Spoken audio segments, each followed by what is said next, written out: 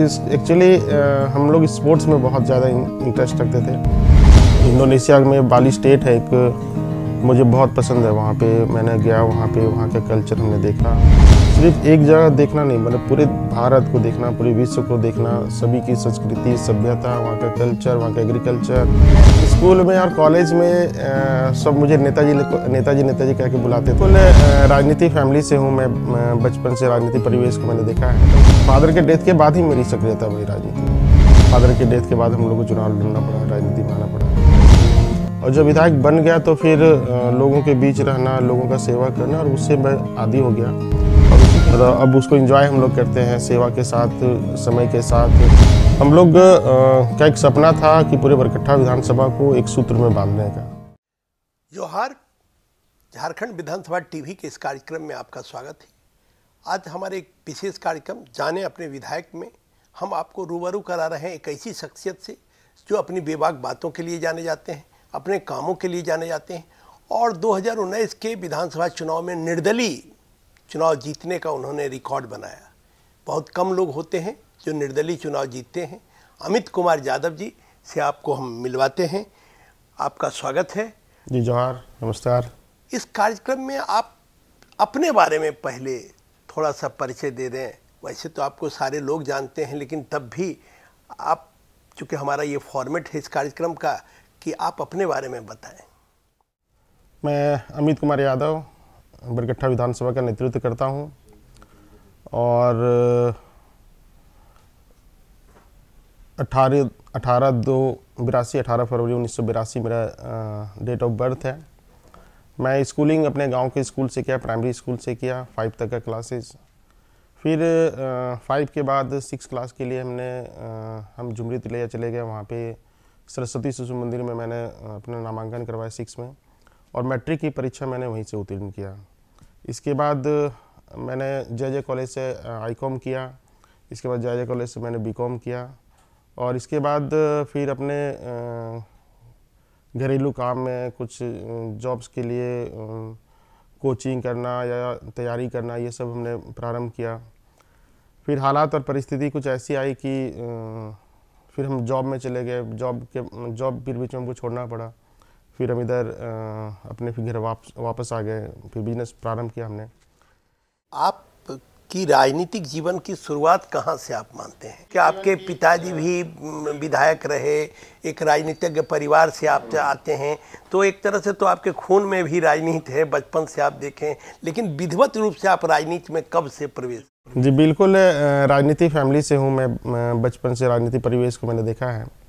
मेरे दादाजी आजीवन मुखिया रहे, और फिर उनके डेथ के बाद उनका नाम भी हम लोग जानना चाहें। स्वर्गीय गांगो महतो जी हमारे पूरे बरकट्ठा विधानसभा में बहुत फेमस व्यक्ति हैं। बहुत डायनेमिक पर्सनालिटी के वो थे, और बहुत मतलब अंग्रेज से लेके मतलब यहाँ तक कि जमींदारी प्रथा जब चल रही थी उस समय, उस समय, और हम लोग के यहाँ एक उस समय जब अधिग्रहण हो रहा था, फॉरेस्ट लैंड का अधिग्रहण होता, तो फॉरेस्ट वालों से झगड़ा करके फिर वो अपने लिए गांव के लिए अपना पूरे जंगल आज के दिन में भी रहती उन्होंने बचाया है। तो उस समय से वो बहुत ही ख्याति प्राप्त व्यक्ति थे उस क्षेत्र के लिए। और फिर उनके देहांत के बाद हमारे चाचा जी वहाँ से मुखिया बने, फिर प्रमुख बने। उनका भी नाम बता दीजिए। स्वर्गीय श्याम सुंदर यादव जी। फिर मेरे फादर जब कॉलेज में पढ़ते थे तो पहला जीएस का इलेक्शन हुआ कॉलेज में, तो मेरे फादर फर्स्ट बार वहाँ पे जय कॉलेज के जीएस बने चुनाव होकर, और उसके बाद लगातार वो राजनीति में संघर्ष किए, राजनीति में रहे। इसके बाद 2005 में भारतीय जनता पार्टी से उनको टिकट मिला और वो चुनाव जीत गए। उनका नाम भी बता। स्वर्गीय चित्तरंजन यादव जी मेरे फादर थे, और उनके देहांत के बाद चूँकि मुझे राजनीति में ज़्यादा इंटरेस्ट नहीं था। चित्तरंजन जी भारतीय जनता पार्टी से विधायक जी 2005 में बने जी, पहली बार बने।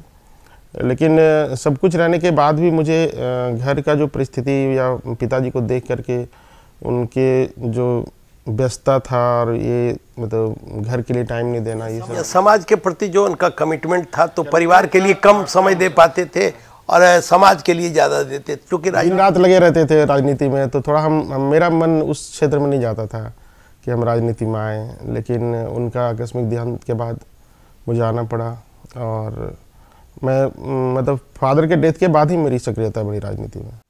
तो आप कब विधिवत मानते हैं, कब से राजनीति में? राजनीति तो ऐसे मैंने जब मेरे फादर की डेथ हुआ 2009 में दिसंबर में, तो मैं उसी समय सक्रिय हो गया। इलेक्शन में मैंने फर्स्ट बार खड़ा हो गया। भारतीय जनता पार्टी ने मुझे उम्मीदवार बनाया और मैं भारतीय जनता पार्टी की टिकट पे पहली बार विधायक बना।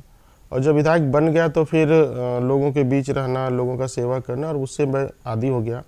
और उसी के साथ अब मतलब एक सोना उठना बैठना जागना, मतलब अब उसके बिना नहीं रह जा सकता, ऐसा हो गया। अब उसी में इंटरेस्ट है, उसी में मतलब अब उसको एंजॉय हम लोग करते हैं, सेवा के साथ, समय के साथ, और क्षेत्र में सभी लोगों के साथ, समस्याओं के साथ, विकास के साथ, सारे लोगों के साथ अब अच्छा लगने लगा। लेकिन पहले थोड़ा सा, जब फादर एमएलए थे तो उस समय थोड़ा सा मतलब हम लोग पूरा फैमिली विचलित होते थे कि ये अच्छा जॉब नहीं है, अच्छा काम नहीं है। लेकिन बनने के बाद फिर हम लोग सब एंजॉय करते हैं। शिक्षा के दौरान, चूंकि आपने बताया कि शिशु मंदिर में आपकी पढ़ाई लिखाई हुई, तो उस दौरान या शिक्षा के दौरान कोई ऐसी घटना जो आपको राजनीति में आने के लिए प्रेरित करे, या कोई इस तरह की कोई महत्वपूर्ण बात जो आप भी आज भी आप स्कूल में और कॉलेज में सब मुझे नेताजी कह के बुलाते थे। क्योंकि मेरे फादर लीडरशिप करते थे, नेतागिरी करते थे, तो उस समय से ही पता नहीं दोस्तों के मुंह से हमेशा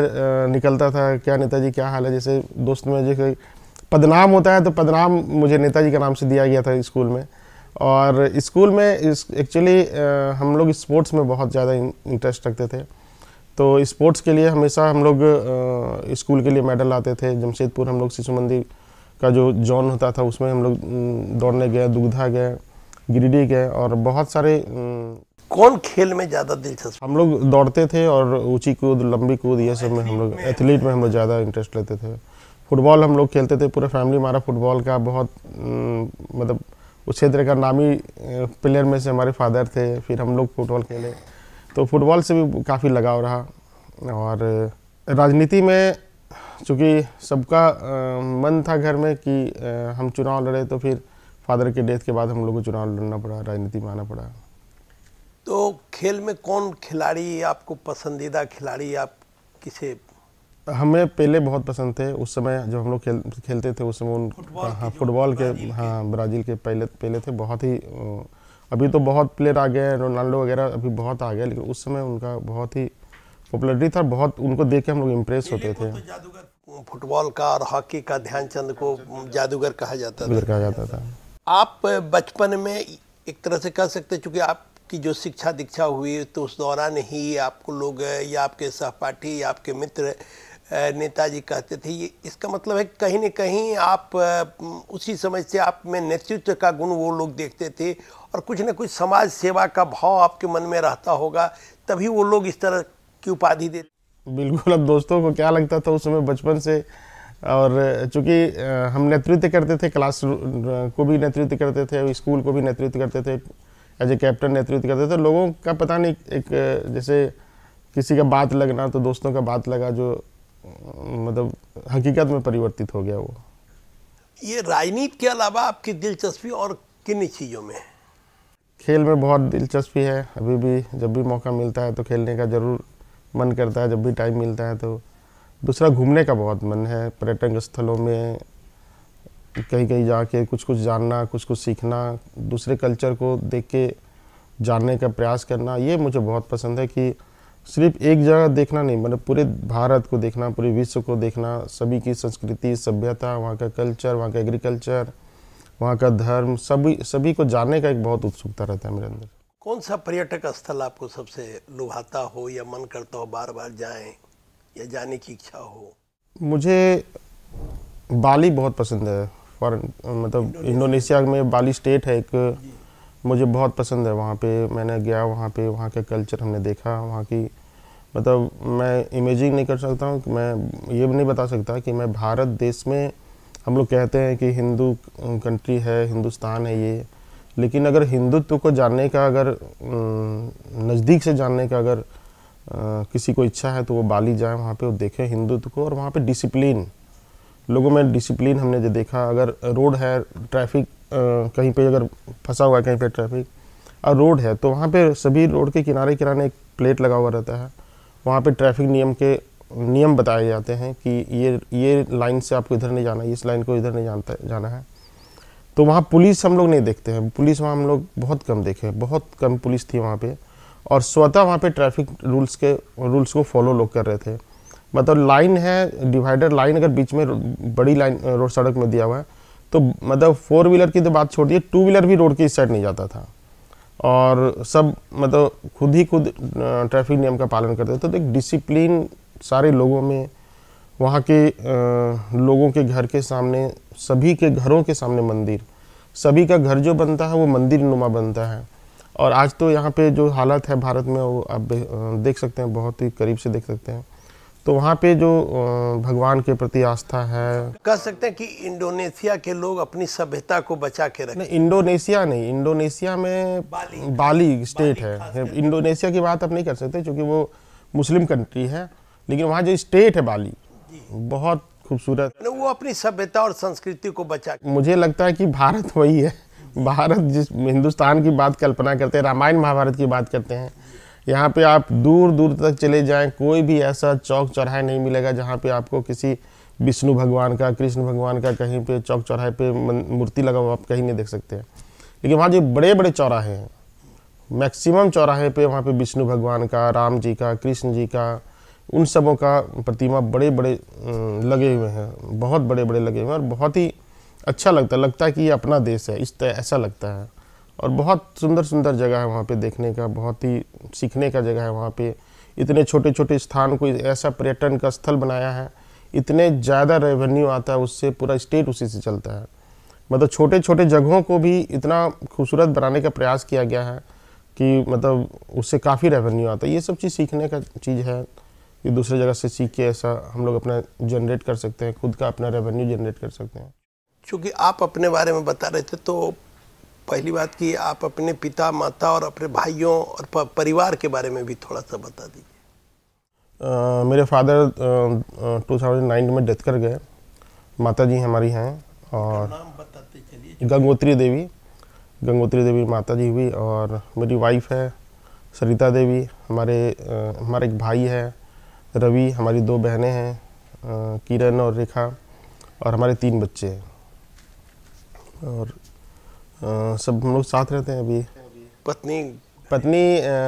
पति पहले मेरी पारा टीचर थी जब हमारी शादी हुई थी 2002 में। घर की जिम्मेदारी संभाल और राजनीति में सहयोग कर रही हैं। हाँ, घर की जिम्मेदारी आ गई। तो पारा टीचर थी वो, फिर बीच में छोड़ दी, बच्चों की पढ़ाई वढ़ाई के कारण छोड़ना पड़ा हम लोग को, बच्चों को बाहर लाना पड़ा। तो वो छोड़ के फिर अभी घर की जिम्मेवारी संभाल। सार्वजनिक जीवन में रहते हुए आप अपने परिवार को कितना समय दे पाते हैं? समय तो ज़्यादा नहीं दे पाते, लेकिन कभी भी अगर समय मिलता है तो प्रयास करते हैं कि परिवार को कीमती समय दें। खास करके फेस्टिवल में कोशिश करते हैं एक आध दिन घर के लिए भी जाएं। गर्मी छुट्टी होती है, बड़ा दिन की छुट्टी होती है, बच्चे आते हैं सब कोई, तो उनके साथ रहने का तो मौका मिलता है, कभी जाने का प्रयास करते हैं। तो बहुत रेयर प्रयास मतलब सफल हो पाता है। बहुत बार कार्यक्रम लग जाता है तो चाह के भी नहीं जा पाते हैं, लेकिन हमेशा प्रयास रहता है कि बच्चों के लिए, घर के लिए भी समय दें। झारखंड विधानसभा जो 2019 में गठित हुई, उस विधानसभा में केवल 2 लोग निर्दलीय चुनकर आए, एक आप और एक सरजू राय जी। तो निर्दलीय चुनाव लड़ने का मन कैसे आपका बना? किन परिस्थितियों में आप निर्दलीय चुनाव लड़े? निर्दलीय चुनाव मतलब कोई ऐसा माइंड में हमारा नहीं था कि निर्दलीय चुनाव लड़ना है। और हम लोग थोड़ा से मतलब हम लोग कह सकते हैं कि हम लोग को पहले से था कि भारतीय जनता पार्टी मुझे टिकट देगी, ऐसा उम्मीद था। लेकिन परिस्थिति कुछ ऐसा बना और टिकट मुझे नहीं मिला, तो काफ़ी दलों का ऑफर आया मेरे पास कि आप मेरे पार्टी से चुनाव लड़िए। तो चूँकि भारतीय जनता बैकग्राउंड से हम लोग आते हैं, उस विचारधारा से आते हैं, तो हम लोगों का मन कभी नहीं कर रहा था कि हम लोग दूसरे पार्टी में जाके चुनाव लड़ें। हम लोग की हमेशा इच्छा होती थी कि पार्टी ही टिकट दे दी है तो वो लड़े, नहीं तो फिर छोड़ दें, ऐसा हम लोग का विचार आ रहा था। कार्यकर्ताओं का बहुत उत्साह था कि नहीं हम लोग चुनाव लड़ेंगे, हम लोग के मन के विपरीत यहाँ पे टिकट मिला है तो हम लोग चुनाव लड़ेंगे। सारे संगठन के सारे कार्यकर्ताओं का ही इच्छा था। प्रखंड अध्यक्ष जो थे हमारे, प्रखंड की कमेटी थी, बूथ की कमेटी थी, सारे लोगों ने निर्णय लिया कि नहीं सो हम लोग अपना उम्मीदवार देंगे और हम लोग बताने का प्रयास करेंगे कि पार्टी ने यहाँ गलत निर्णय किया था। हम लोग सभी चंदा इकट्ठा करके हम लोग चुनाव लड़ेंगे। तो जब कार्यकर्ता की भावना ही ऐसा थी तो बिना कार्यकर्ता के हम लोग आगे चल नहीं पाते। तो कार्यकर्ताओं का इच्छा हुआ ऐसा कि हम लोग को इंडिपेंडेंट चुनाव लड़ना चाहिए, हम लोग किसी के दल में नहीं जाना है। तो फिर सभी का निर्णय को हम लोग ने स्वागत किया और सभी कार्यकर्ता लगे, काफ़ी मेहनत किए, काफ़ी मतलब संघर्ष किए, 1-1 रुपये चंदा जमा किए, 10-10 रुपये चंदा जमा करके, और काफ़ी लोगों का प्यार मिला, काफ़ी सहयोग मिला और मतलब बहुत बहुत ईमानदारी से सारे लोग, मतलब चाहे जनता हो, कार्यकर्ता हो, सभी का प्यार मिला। बहुत ही अच्छा रिजल्ट हुआ हम लोग का। फिर आप अपने क्षेत्र के किसी समस्या का समाधान नहीं करा पाते हैं या निराकरण नहीं कर पाते, तब आपको कैसा महसूस होता है? बहुत वैसे समय में तो बहुत गिल्टी फील होता है, बहुत मतलब कभी कभी तो ऐसा लगता है कि पता नहीं क्यों विधायक बन गए हम लोग, जब हम लोग काम नहीं करा पा रहे हैं, खासकर जब सरकार अपनी नहीं है और कुछ मान लीजिए बहुत महत्वपूर्ण विषय हो गया, किसी को इंसाफ नहीं दिला पाए, कोई अच्छा काम नहीं हो पाया जो बहुत ज़रूरी था क्षेत्र के लिए, तो बहुत उस समय गिल्टी फील होता है कि मतलब विधायक होकर के हम काम नहीं करा पा रहे हैं। बहुत अफसोस तो होता है, लेकिन फिर लगता है कभी कभी मन में कि छोड़ देना चाहिए राजनीति, फिर आराम से एक आम जनता की तरह होना चाहिए। फिर कभी कभी लगता है कि अगर दायित्व से अगर हम भागते हैं तो निश्चित रूप से ये कायरता की बात होती है। और ठीक है, एक बार काम नहीं हुआ, संघर्ष करते उसके लिए, इस बार नहीं हुआ, अगले बार होगा, हो सकता है उससे बेहतर होने का हो, इसलिए नहीं हुआ। तो अफसोस तो होता है, बहुत सारी विषय ऐसी होती है, लेकिन कभी कभी मतलब आप चाह के भी बहुत कुछ नहीं कर सकते हैं। जैसे अभी आज के राज्य की जो परिस्थिति है, चाहे किसी भी क्षेत्र में चले जाए, बच्चों की जॉब की बात हो जाए, युवाओं की नौकरी की बात है, अभी मतलब पीजीटी के रिजल्ट के बारे में आप सुनते होंगे रोज़, चाहे बहुत सारे ऐसे हैं। अभी सरकार की एक घोषणा आई है कि हम सभी 25 साल से ऊपर की महिलाओं को हम पेंशन देंगे। तो मतलब एक अजीबोगरीब हालात परिस्थिति पैदा होता है। जिनके लिए लाभुक हैं उनके लिए तो अच्छा लग रहा है कि 1000 रुपया हमको मिलेगा, लेकिन ये निर्णय कितना गलत है इसके बारे में कभी लोग विचार नहीं कर पाते हैं। हमारा कहना है कि आप जो 1000 रुपये पेंशन देना चाहते हैं युवाओं को, युवतियों को, 25 साल की 30 साल की बच्चियों को, तो आप तो उसे अभी से ही अपाहिज बना रहे हैं, अभी से विकलांग बना रहे हैं। आप क्यों नहीं उनको नौकरी से जोड़ने का प्रयास करते हैं? हमारा कहना है कि ठीक है, सभी में क्षमता नहीं नौकरी करने का, सभी में एबिलिटी नहीं है नौकरी करने का, तो आप सेल्फ हेल्प ग्रुप के माध्यम से उनको जोड़ने का प्रयास कीजिए। अभी चाइना आप चले जाइए, चाइना में देखते होंगे कि वहाँ पे अभी उतना बड़ा कंट्री, सबसे विश्व का सबसे मतलब घनी आबादी का कंट्री, और वहाँ पे लोग कोई बेरोजगार नहीं है, सारे लोगों के पास काम है। जो घर में बैठती है हमारी माताएं, वहाँ पे बहनें बैठती हैं जो हाउस वाइफ हैं, तो सेल्फ हेल्प ग्रुप के माध्यम से उनके घर पे रॉ मटेरियल चला जाता है, और उनके घर में रॉ मटेरियल चला जाता है, फिर वो वहाँ पे उसको मतलब असेंबल करते हैं रॉ मटेरियल को, जैसे खिलौना हो, चाहे अगरबत्ती हो, मोमबत्ती हो, चाहे पटाखे हो, जो चाइनीज़ के सारे चीज़ें अभी पूरे विश्व में डंका पीट रहा है, तो उसको असेंबल करके फिर उसी कंपनी को फिर वापस दे देती है। तो घर का भी काम हो जाता है, घर में जो बैठी रहती है 2-4 घंटे, उसमें पार्ट टाइम में उनका काम हो जाता है, तो उसको स्वरोजगार भी मिल रहा है, पैसे के लिए किसी के पास भीख नहीं मांगना पड़ता है। अभी आप अभी से 25 साल की युवतियों को अगर पैसे देते हैं तो वो तो मान के चलेगी कि अब मुझे सरकार दे रहा है, मुझे अब कुछ करने की ज़रूरत ही नहीं है। तो ऐसे में एक लोगों को अपाहिज बनाने का प्रयास कर रहे हैं। उसे रोजगार दीजिए, उसको सेल्फ हेल्प ग्रुप के माध्यम में, पढ़ी लिखी नहीं, उसको सेल्फ हेल्प ग्रुप से जोड़िए। उसको कुछ सरकार की ऐसी नीतियाँ आनी चाहिए जो उनको अपने पैरों पे खड़ा होना चाहिए। ऐसे तो पूरा भारत में दान पत्र सरकार अगर बांटते रहेगा तो आने वाले दिन में भारत का क्या होगा, राज्य का क्या होगा, इसकी भी चिंता सरकार को ही करनी चाहिए। आप चूँकि घूमने के शौकीन रहे, तो किन किन देशों की यात्रा आपने की है? मैं अभी सिर्फ बाली गया हूँ और मुझे दुबई जाने का बहुत शौक़ है। दुबई में वहाँ पे पर्यावरण के बारे में सोलर एनर्जी पार्क है, वहाँ पे एक शहर है, उसको देखने का बहुत शौक़ है मुझे वहाँ पे, कि वहाँ पे लोग बोलते हैं कि गाड़ी 10 किलोमीटर दूर ही खड़ा करके फिर सोलर एनर्जी के कार्य से वहाँ पे लोग घूमते हैं।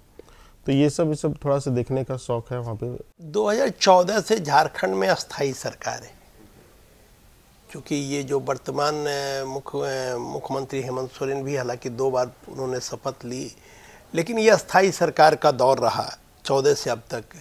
तो आप पहले के सरकारों में और अस्थाई सरकारों में क्या अंतर पाते हैं?